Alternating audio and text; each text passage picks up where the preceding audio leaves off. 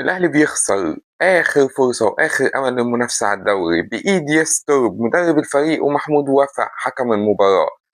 نهاية أي كلام عن أي بطولة السنة دي للأهلي، نهاية كل حاجة. حاجة كتير أوي ممكن نلومهم حكم المباراة، ممكن نقول إنه ذبح الأهلي. يستر بيكمل في تدمير الفريق.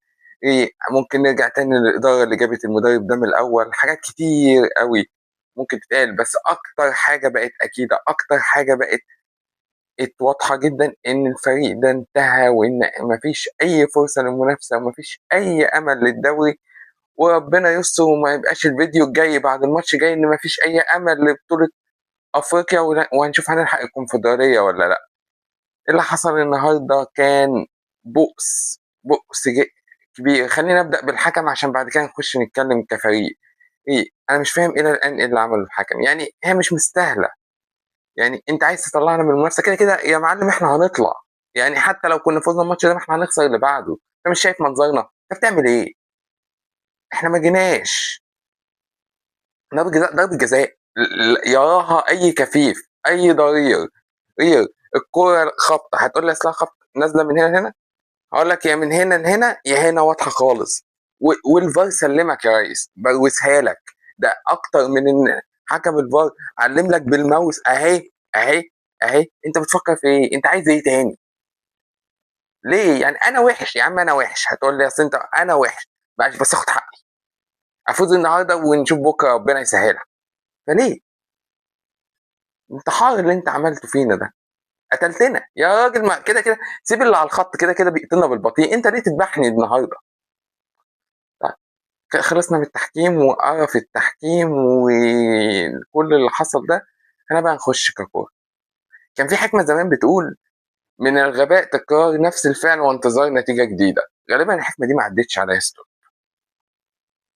ما فيش. نفس التشكيل. تمام. خايف من سيراميكا يهاجم، سيراميكا ما هاجمش.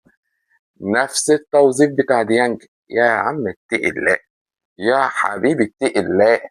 ما هي مش عافية. ده في مالي كان بيلعبه ليبرو يا ريس. أنت عايز تلعبه 8 هجومي ناحية اليمين ليه يا ريس؟ هيعملها إزاي طيب؟ ما رحم الله امرئ عرف قدر نفسه. إيه اللي أنت شايفه في ديانج ما إحنا مش شايفينه كلنا يعني، عشان يعمل لك اللي أنت عايزه ده؟ فما فيش. نفس العك. ما فيش حلول. أدينا قاعدين. طيب، الجناحين زيزو وتريزيجيه الاتنين جناحين في الملعب.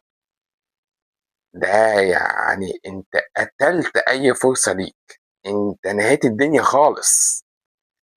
إت إحنا بنلعب ب2 جناحين ما بيعرفوش يراوغوا، وده ما يعيبهمش. هم ده توظيفهم. هو واحد جناح خط عايز مهاجم طويل. يعني زيزو ده لو جه مع وسام أبو علي كان زماننا بنحكي أشعار في زيزو. وزمان وسام أبو علي كان جايب 30 جون رأسية بخلاف الأجوان اللي هيجيبها بيه. إنما أنت منزل زيزو لمروان عثمان اللي ما بيعرفش يلعب براسه. هيعمل إيه؟ طيب، والناحية التانية تريزيجيه عايز مساحة أو تحولات عشان يجري يخترق يشوط. هو ما بيرقصش برضه. فيا ريس، هو أنت لو هتلعب بزيزو وتريزيجيه الاتنين أجنحة ده كده أنت بتقول للفريق اللي قدامك يلا يا باشا خش صندوق. ما تدافعش عن سيبهم مع الأجنحة. خش بس العب أنت زون ديفنس في الصندوق. وهو ده هيرفع وأنت هتبصيله، وده هيجي هيخبط فيك وتقطع منه الكورة. بس انتهينا. فأنت أملك الوحيد حتة بقى من إمام عاشور. واحنا كده كده بنلعب من غير مهاجم، احنا ما فيهوش مهاجمين. خلاص احنا معترفين. واحنا كان مش مقعدينه غلاسه، كده كده هو مقعده غلاسه يعني. ده اكبر دليل ان احنا معانا مدرب غير امين اصلا. بس تمام. دي مشكله. عايز تتحسن. شوف نزله محمد عبد الله على الجناح اليمين. مين بتاع سيراميكا في نص ساعه كان بيكلف الدفاع كله ازاي؟ ده جناح مراوغ يقدر يدخل كل ويرقص. انت حتى اما بتفتكس فما بتلعبش فعايز تلعب جناح مراوغ فبتروح تلاعب اشرف بن شرقي على عكس عدلته عشان خاطر ما يعرفش يراوغ برضه لانه مش على عدل الجسم. هي سهله. احنا شفناها مع حسام حسن وهي ده حلها الوحيد. تريزيجيه يخش جوه الملعب يلعب هو الثمانيه الهجوم اللي انت عايز تلعبه او العشرة 10 ناحيه اليمين الشمال، وامام هو اللي راح ناحيه اليمين. وبعد كده هتودي دي اشرف بن شرقي، يبقى عندك جناح خط وبيرفع، وكده ساعتها تريزيجيه كمان هيبقى اقرب عشان يبقى عندك حد يلعب براسه، وعندك جناح مراوغ ناحيه الشمال اشرف بن شرقي. ما هو أصل ده اللي عندك. او مش عايز اشرف بن شرقي ومش مقتنع بيه، هتنزل حسين الشحات.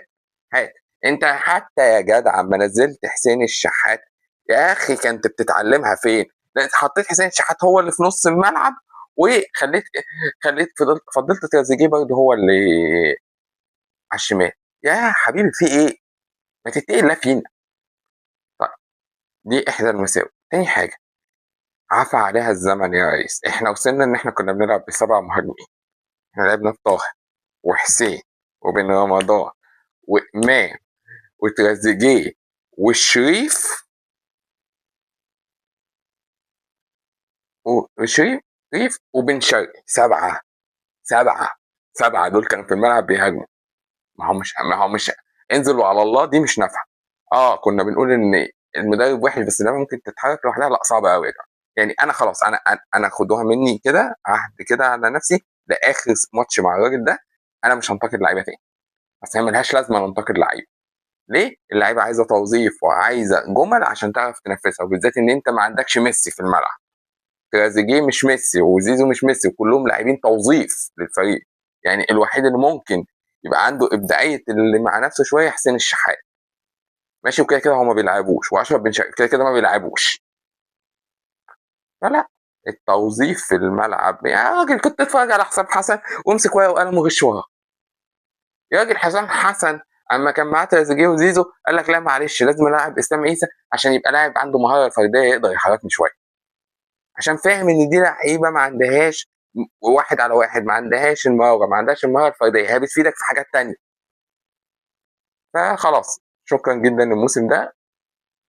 هنتابع بقى الماتشات على امل ان بيراميدز والزمالك حد منهم يتعثر، مش عشان حاجه، مش عشان هناخد الدوري، لا لا لا، بس هو حرام علينا ناخد الدوري اصلا واحنا كده. هو بس عشان خاطر نحاول نضمن المركز الثاني عشان ما نبقاش دمرنا الموسم الجديد.